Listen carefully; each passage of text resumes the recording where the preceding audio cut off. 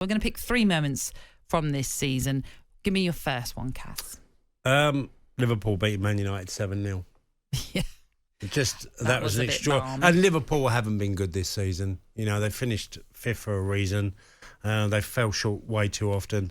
That performance reminded us that Liverpool can be an incredibly good side, and Man United had a turnaround and, you know, felt like they weren't the club. They, you know, started the season very poorly.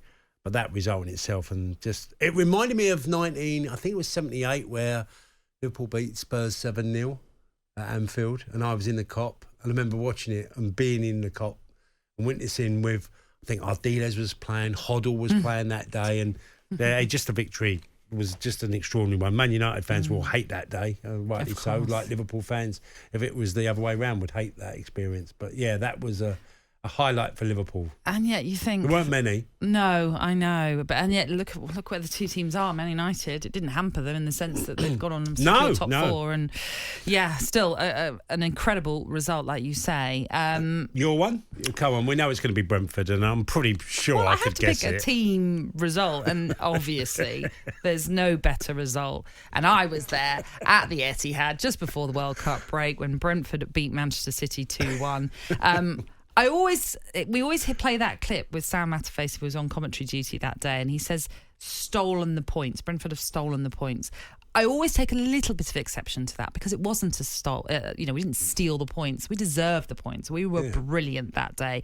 We were at it from the start, and the only team to have beaten Manchester City at the Etihad across all competitions. It's just something I think will live long in the memory for Brentford fans. Absolutely amazing. So, yes, that has to be my highlight as a result for Brentford. Moving on, what else can you bring me, Cass? Well, I want to bring in something that, you know, there was loads of fantastic moments in the season, loads of things from players to managers. But I wanted to give a flip side to the Liverpool game and Ten Hag that day. Okay. And a moment from a manager that shows he's a real proper manager, Ten Hag. That day, he refused to take off Anthony and Fernandes when they wanted to come off. And I thought, fair play to you. Yeah. Because Fernandes was making it quite clear he wanted to come off. Yeah.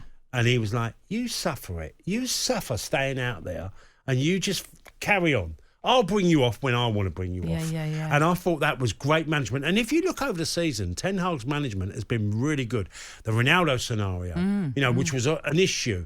You know, he's certainly had other issues with players. He's had to leave out Harry Maguire, and he's played Luke Shaw at centre half at times. He's had many issues. Casemiro coming into the club, but made a huge difference. Jadon Sancho. Yes, Sancho. Yeah. He's got a lot of decisions, I feel, right. And look, Man United fans have probably felt, you know, they're so used to being successful as a club that this season, I weren't sure. If you'd have said early season, this club's going to get in the Champions League, they wouldn't do it. And he's had to make a lot of big calls. And I think he's shown he's been a real proper manager in there. I would agree. You're right to pick out that one. That's been a great management so far for Manchester United. I'm picking out another result. And you were talking about incredible stories this season. I think this one sums up the unexpectedness of this season, because Everton going to Brighton not that long ago, everyone would have said, well, that's a definite home win.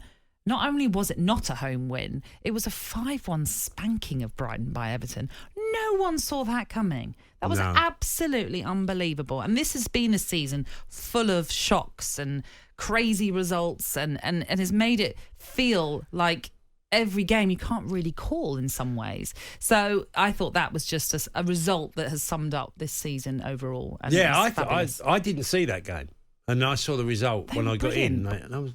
I actually felt, really? Yeah, but it was one of those games where you were looking at the performance of Everton and you were thinking, well, that should be Brighton, the way they're playing. And you were also thinking, where's that performance been all this season? No.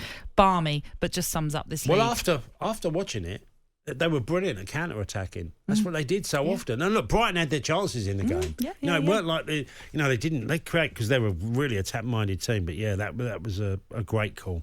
Go on, I got a final one for you. I'm going to go with a goal because I just think we're going to. I know it's not the goal of the season. It's just a goal that I really realised that we're going to have an handful of a striker this season.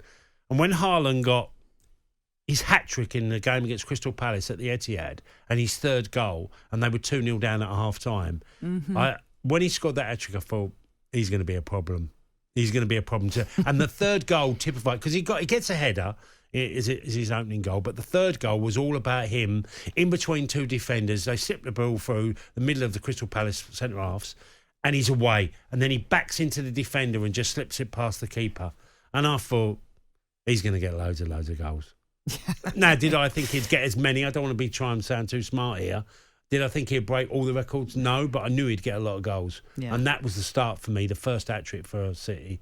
The goal machine was off. So I'm a little bit biased towards the centre forward who, but you're right to pick it out, and what a season it's been for Erling Haaland.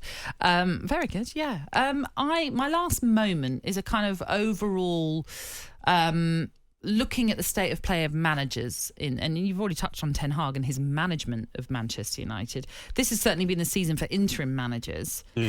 You could argue how many of them have really worked. But anyway, my actual third and final moment is kudos and credit to both West Ham and Nottingham Forest for sticking and not twisting. We know that West Ham and Forest were embroiled in a relegation battle for so very long, but they decided, no, we're going to stick with David Moyes, we're going to stick with Steve Cooper. And they're going into their final games of the season, not worrying about a relegation battle. Yes, West Ham have a Europa Conference League final to look forward to as well, so they have that on their mind possibly. But even so, incredible how both of those clubs have decided, no, we still feel that you are the right guys to lead us. And like I say, it's paid dividends because they're not in a relegation battle. They're not worrying about today. They're not waking up with nerves.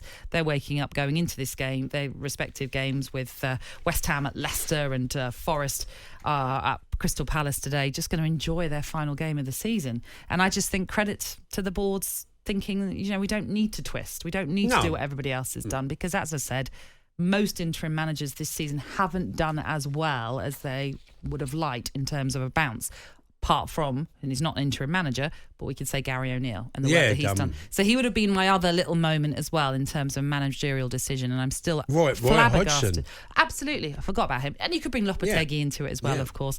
But I'm still absolutely bemused as to why Gary O'Neill's not even mentioned as manager of the year for what he has done. No one would have given him a chance or Bournemouth a chance. What was the final number, Nat? Was it 13 or 14 managers won in the end? Oh, gosh, I don't know off the top of my head. I think it was 13 or 14. But what I would say, and I was totally wrong on this one, Steve Cooper.